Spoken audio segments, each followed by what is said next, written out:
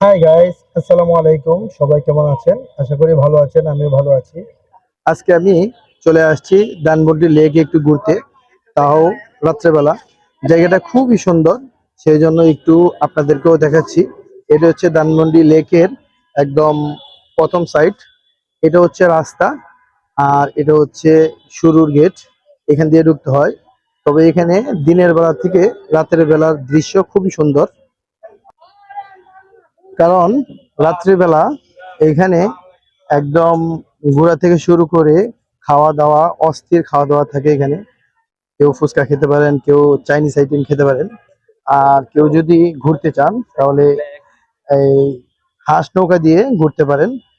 তো জায়গাটা আমার খুব ভালো লাগছে, সেই জন্য আপনাদেরকে একটু একটু করে ঘুরে দেখাচ্ছি। এটা হচ্ছে ডিঙ্গি।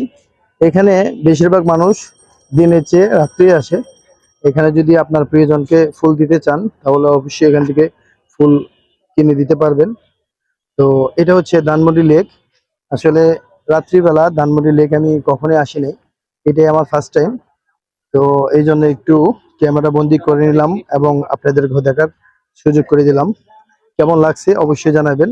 তবে এই জায়গাটা রাত্রিবেলাই সুন্দর, কারণ এখন কি সুন্দর বাতাস হচ্ছে।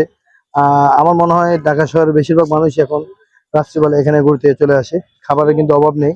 কোথাও ফুচকা, কোথাও চানাচুর, আবার কোথাও স্ট্রিট ফুড। এভাবে এক এক জায়গায় এক একটা পাবেন। তো দেখতে পাচ্ছেন মানুষ কিন্তু হাঁটতেছে, খুব ভালো। আবার কেউ কেউ এক্সারসাইজ করে, এই যে ব্যায়াম করতেছে উনি।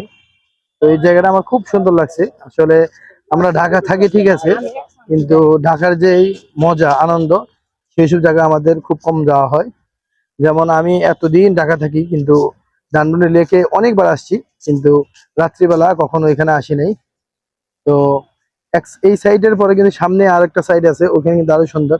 তো এখন একসাথে সব দেখাবো না। তো সব ভালো থাকবেন, সুস্থ থাকবেন। আসসালামু আলাইকুম।